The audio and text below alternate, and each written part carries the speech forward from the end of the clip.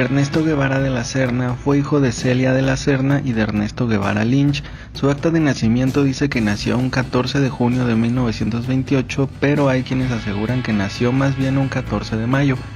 Y la fecha se cambió porque al momento de casarse, Celia ya estaba embarazada y así se pudo evitar el escándalo que entonces suponía casarse en ese estado. Ernesto siempre perteneció a la clase alta de la aristocracia argentina, por eso el querer ocultar ese hecho. Desde muy chico padeció de asma y a pesar de que vivió la mayoría de su infancia entre Buenos Aires y Caraguatay, por los negocios de sus padres debió cambiarse a vivir a Córdoba al tener un clima más apto para su enfermedad, aunque esa enfermedad no le impidió jugar rugby, que obviamente le causaba muchos ataques, pero no le importaba. Incluso el asma y el tener que estar en reposo por días lo orilló a convertirse en un gran lector y aficionado también al ajedrez. En la villa de Altagracia, que se encontraba en Córdoba, donde vivía, se generó una gran comunidad de refugiados españoles y en general europeos que venían huyendo de la toma nazi en Europa, aunque también había muchos simpatizantes. De hecho, el padre de Ernesto organizaba ocasionalmente grupos para espiar las actividades nazis que hubiera en la villa.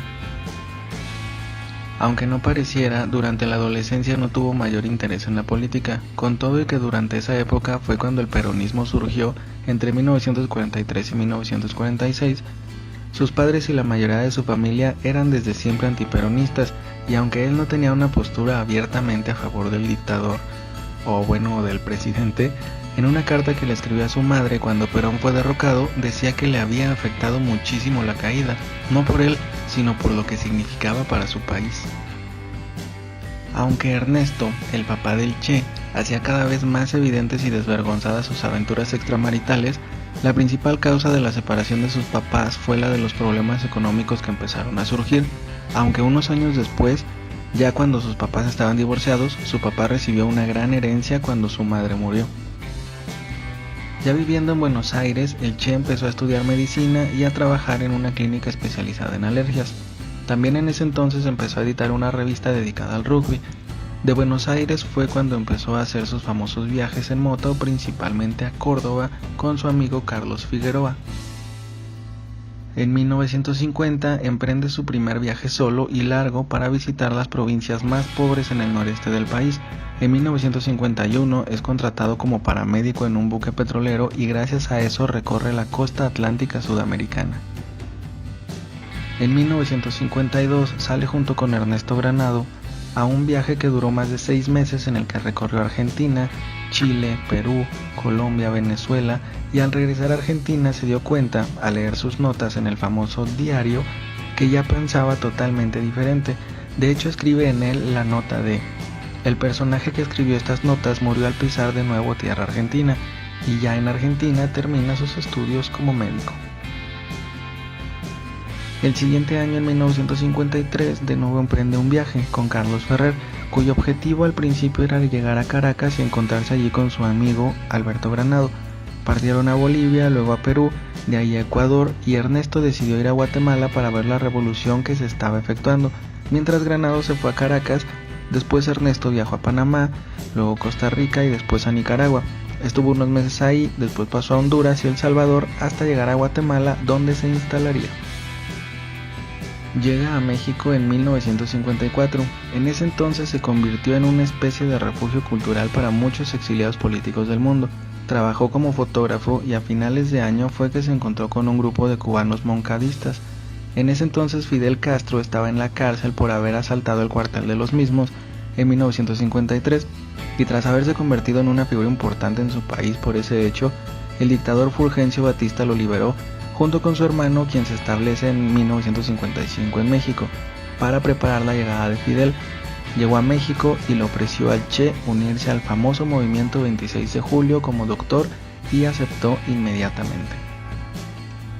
En 1956 es cuando emprende su viaje a Cuba, en el yate llamado Granma, aunque llegaron una semana después de lo planeado, por lo cual a su llegada ya no se encontraba el grupo que los iba a recibir. Fueron emboscados por el ejército y se dice que solamente sobrevivieron unos 20 guerrilleros de los 82 que estaban en el yate. Lograron establecerse en Sierra Maestra y desde ahí se organizó para toda la isla. Guevara añadía a la lucha a los guajiros y a los negros, que eran las razas más marginadas.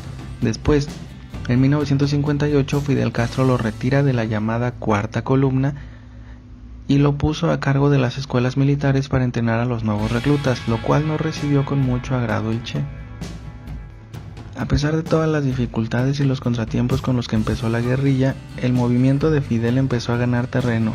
En 1958 revierte en un ataque junto con Camilo Cienfuegos por parte del ejército de Batista, tras lo cual, y por el contraataque, pudieron empezar a tomar las vías ferroviarias y las tropas de Cienfuegos y Guevara siguieron tomando ciudades, hasta que la principal prioridad de Guevara se convirtió en la toma del tren blindado que logró el 29 de diciembre. Este hecho fue el principal causante de la caída de Batista, que al enterarse de esto decidió huir de la isla. Ya con el poder tomado en 1959 se formó el primer gobierno con Manuel Urrutia Lleó como presidente, mientras que Fidel permaneció como jefe de las Fuerzas Armadas y el Che Guevara fue nombrado jefe de la fortaleza de San Carlos de la Cabaña, aunque después desempeñó varios cargos como ministro de Industria y hasta presidente del Banco Nacional. Incluso es el principal responsable de los tratados que se hicieron con la Unión Soviética.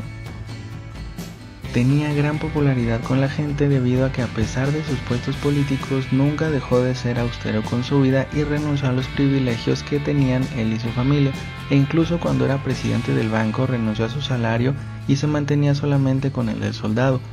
Tampoco renunció a su vida como viajero, ya que en 1960 inició un viaje de 2 meses por los países comunistas, la Unión Soviética, Checoslovaquia, Alemania, Corea y China. Debido a todos estos actos es que en 1961 se cortan todo tipo de relaciones entre Estados Unidos y Cuba, a la simple espera del enfrentamiento que produjo la invasión por parte del ejército estadounidense a Bahía de Cochinos, que eventualmente fracasó. La Unión Soviética y Cuba decidieron instalar misiles atómicos en Cuba como medida para que Estados Unidos desistiera de invadirlos. En 1964 decide dejar el gobierno para ayudar a movimientos revolucionarios en marcha, más específicamente al Congo, en África, ya que él pensaba que por la ubicación podía expandir la revolución desde ahí hacia todo el continente africano.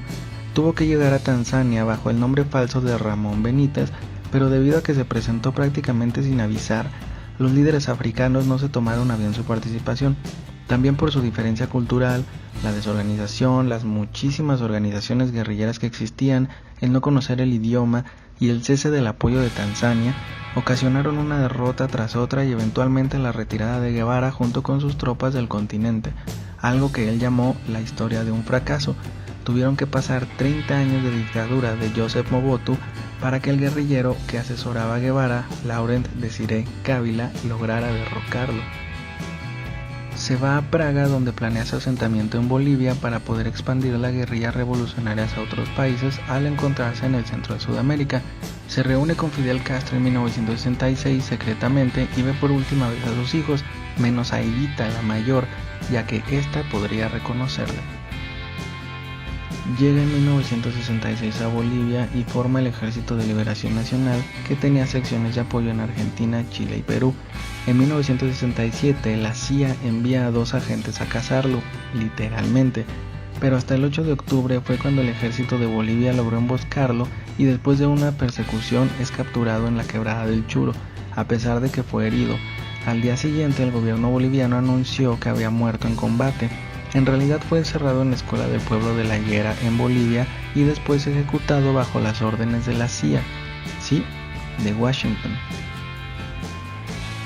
Sus restos permanecieron durante casi 30 años en una fosa común en Valle Grande, Bolivia, hasta que en 1997 fueron trasladados a donde se encuentran ahora en el mausoleo de la Plaza Ernesto Che Guevara en La Habana, Cuba.